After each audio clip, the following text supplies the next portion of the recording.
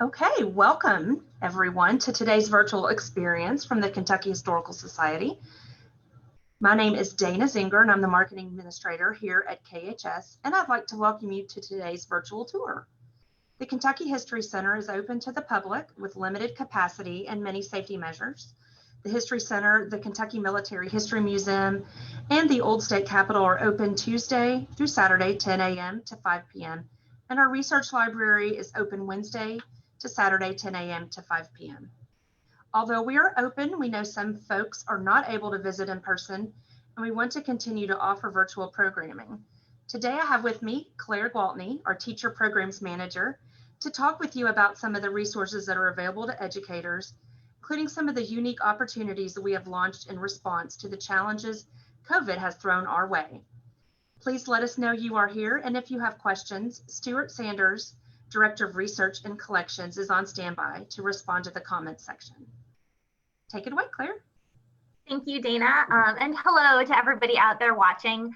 Like Dana said, my name is Claire Gwaltney, and I'm the Teacher Programs Manager here at the Kentucky Historical Society. And we would love for you to put in your questions and comments in the chat box, especially for all you K-12 educators out there, because today's tour is for you. What we're going to do is give you a tour of our website to show you how you can find resources for yourselves and your students. I'm the Teacher Programs Manager here at the Kentucky Historical Society. So I'm going to share my screen really quick. Especially for, and Dana, maybe you can mute your computer. So this is our homepage here. And the address is history.ky.gov, which you can see right up here. And when you get to our homepage, go over to this bluish green caret over on the right-hand side. And when you click that, you want to click the top choice, which is for educators. And this will bring you to our educator homepage, where you can find in one easy place all the information that you need for yourselves and your students. Now, like Dana said, we have 3 sites here in Frankfort. We have our main building, the History Center, and that's where you can view our permanent museum galleries that tell the story of Kentucky history from the earliest period up to the present day. We also have the Old State Capitol, which was in use from the 1830s into the early 1900s. And that's where we talk about the functions of government and what it's achieved in Kentucky. And then finally, we have the Kentucky Military History Museum, which is my personal favorite site. And that tells the story of Kentucky's veterans, again, from that early time period up until today. We would love to welcome you on site. We are open and ready for business, adhering to all those governor's safety and health regulations. But we know that this might not be possible this year for a lot of our teachers and students. So we are debuting a new selection of virtual field trips, which you can learn about on this icon here. And I'm really excited to share this information with you today because it's brand new. So we have 2 options for you. The first is targeted towards students in grades kindergarten through 8th grade. And this is a virtual museum tour with a hands-on activity. So with this experience, students will have a 60-minute time frame with a museum educator. The first half is spent in our museum galleries, where they can interact live with the museum educator asking questions. And then you have a 30-minute hands-on guided activity. So an activity that will really help reinforce some of the ideas that you talked about on the tour. We're doing these via whatever virtual platform will work for you. So Zoom, Google Hangouts, we want to be flexible. We're happy to connect with you with a classroom if you're all in one place, or with a bunch of individual homes as you do your NTI work. And the cost for these sessions is $50 up to 100 participants. And we have scholarships, as you can see right here.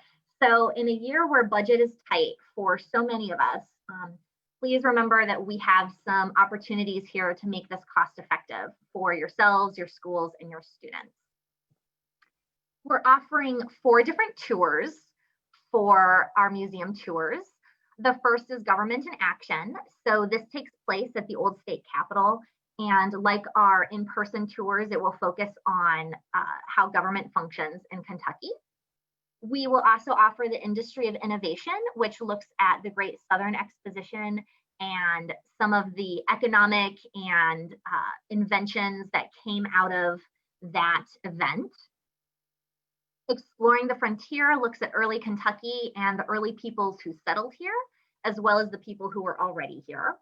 And then finally, Running for Office takes place in our Hall of Governors, and students will have an opportunity to create their own platform and design a campaign poster and write a campaign speech.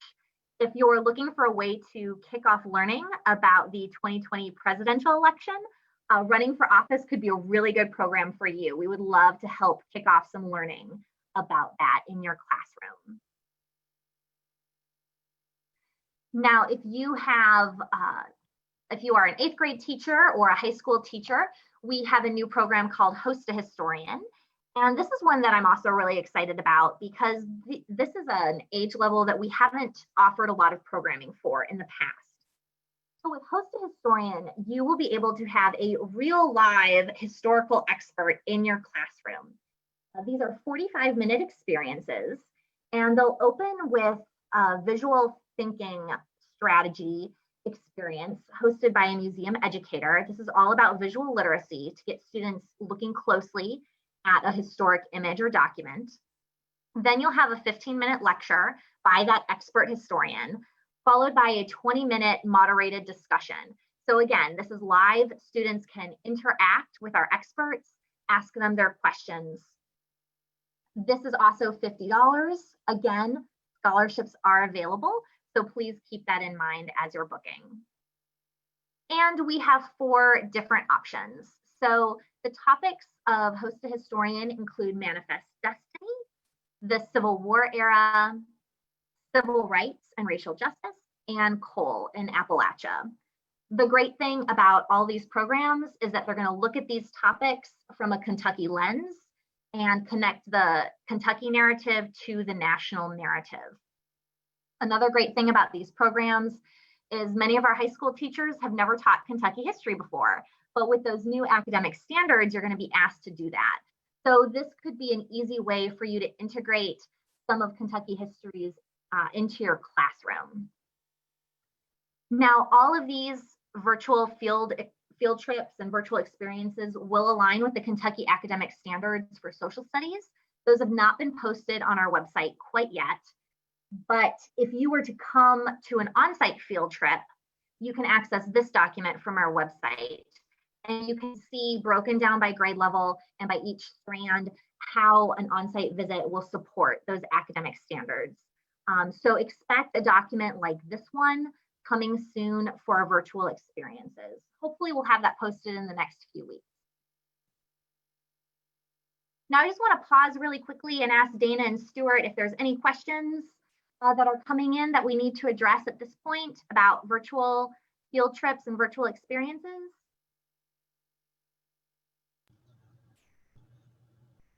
I don't see anything in the comments section right now. All right, well, feel free to put those in there. Anytime you have one, we'll get those answered for you. Now, in addition to our virtual experiences, I want to tell you about National History Day in Kentucky. Now, this is a program that was very much caught up with COVID and quarantine last spring, and the silver lining of that is that we found out it was a program that worked really well virtually. So it's well poised to do well this school year. And if you're not familiar with NHD, what it is, it's an opportunity for students in grades 4 through 12 to pick a historical topic of their choice. They do a bunch of research on it, finding both primary and secondary source documents. And then they have to come up with a thesis statement and come up with some conclusions about their topic. Thinking about, what was its short-term impact? What was its long-term impact? How does it affect us today? Should we still care about it today? They then compile their findings into a project in one of 4 categories. They can do an exhibit, a website, a documentary, a performance, or write a paper. And then they present their projects and their findings to a panel of judges at the regional, state, and national level. At each level of competition, they get feedback from those judges so they can continually improve their projects. Now, this year, all of our Kentucky contests will be held virtually for health and safety reasons. We're still waiting to see if the national contest will be held virtually or in person at its traditional location outside of Washington, D.C. So stay tuned for that information. But this is where you can find out more about this program. So for instance, you can come down here, and if you're a teacher, you can click on this block. And this is where you can find the rules, learn about this year's theme, which is communication and history. You can understand how projects are evaluated by looking at the evaluation sheets. You have resources to get your students started. You can see examples of previous Kentucky projects here. You can learn about the virtual NHD programs we can do for your students to help you get started, understand the theme, or evaluate those projects and really give them some extra polish. And then you can see here that our NHD regions are broken up into 6 regions throughout the state.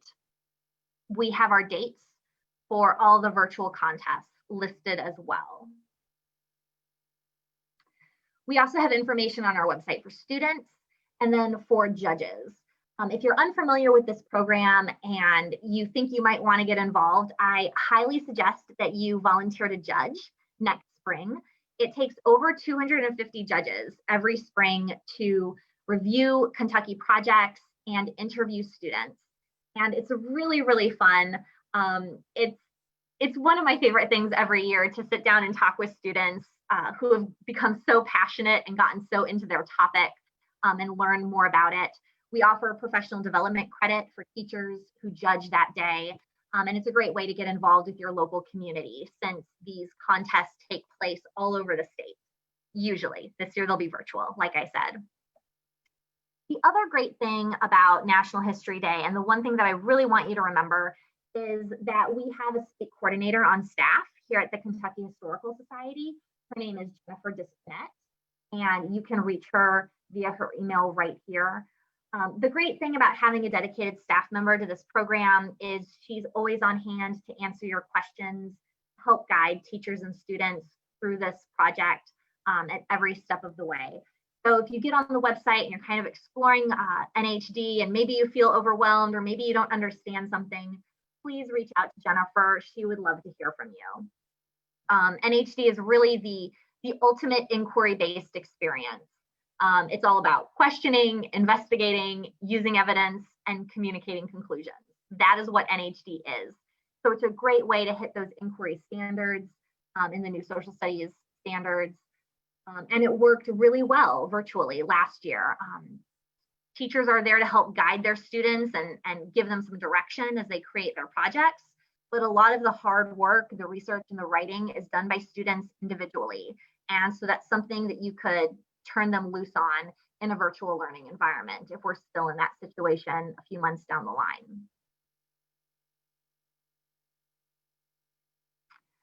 In addition to National History Day, we have our traveling trunk program. This is when we mail something directly to your school's door. We have 3 trunks looking at the Civil War in Kentucky, World War II, and women's suffrage. The great thing about each of these trunks is that it does look at it from a Kentucky perspective, so you can help place Kentucky into that national or world narrative. Each trunk comes with anywhere from 5 to 8 days worth of lesson plans and activities. You get a bunch of primary sources that are not available outside of our archives anywhere else. And then the trunks are full of real and reproduction artifacts that your students can handle, touch, explore, all that great fun stuff. When you click on the supporting information, you will be able to see how each of these trunks relate to the academic standards. And then you can see exactly what each one includes.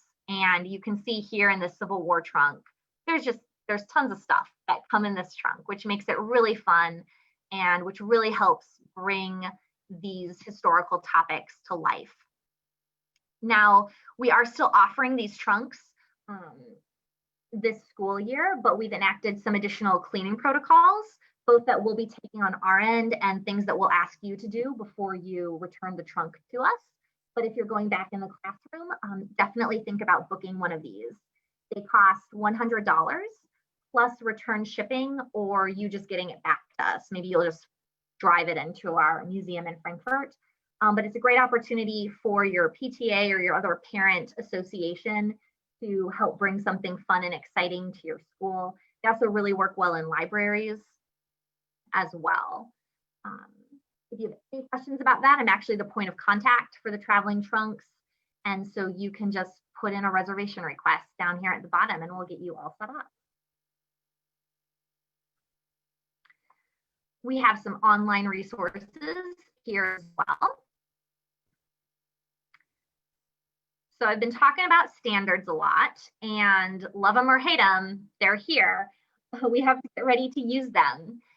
So last summer, early fall, what we did was create some resource guides that specifically speak to the Kentucky-centric standards in each grade level. So for example, this is what a typical grade level looks like. This is grade 5. Here's that Kentucky civics standard. And we've paired it with several digitized primary sources from our collection. With each source, you get a tiny bit of context along with a couple questions so that you can get a conversation going about it in your classroom. And then you have a link to where you can view that item online. When you click on the link to view the items online, that's where you can download the image, you can print it off, you can zoom in or out, which is really helpful with maps. If it's something that's handwritten, that's where you're going to find a transcript so that your students can actually make use of it. But we wanted to give you some easy ways to integrate Kentucky history into your classrooms with these resource guides. So you have things for civics,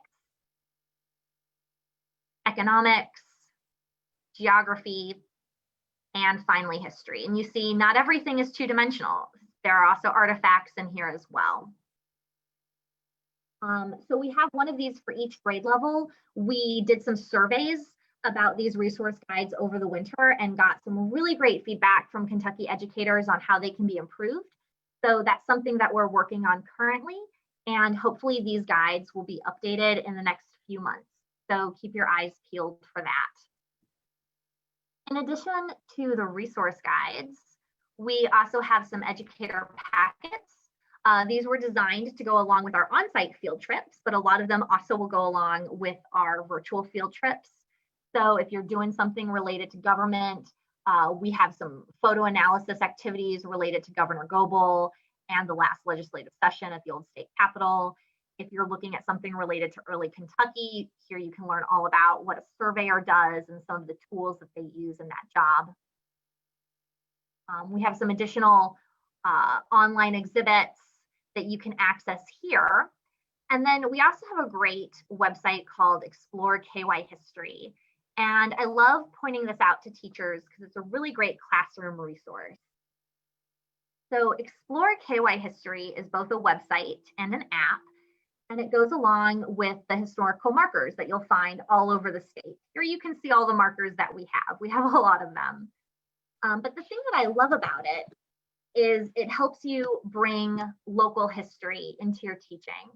So for example, you can type in your county or your city name like Paducah, and here you have 25 little articles related to Paducah history.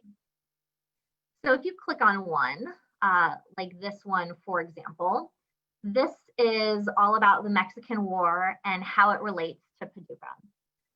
One great thing about Explore KY History is that you know this is a good source. All of these are written by historians or other experts in the history field. So you know that you're going to get some good information here. Then you just get a few paragraphs about, in this instance, the Mexican War in Paducah. And at the bottom, you'll have access to some primary sources. Maybe they're artifacts, documents, photographs, drawings, whatnot. You can see a map for where that historical marker is physically located. And you even find out how you can properly cite this page if you were to use it in a paper or something. One of the things I really like about Explore KY History is that these articles are very digestible. So it's a great tool for teachers to use if you need to brush up on some learning at the last minute. Maybe tomorrow you're going to teach a lesson on the Mexican War and how it relates to Kentucky. You can go on to Explore KY History and a quick little search, 5 minutes of reading, and you can help introduce that topic to your students. Or you could assign this article to a student and they could introduce it to their classmates that day. It's not too long, it's not a very high reading level, so it's something that a student can read and take ownership of as well. And it's a great way to just connect local history to state, national, and even world history in some instances.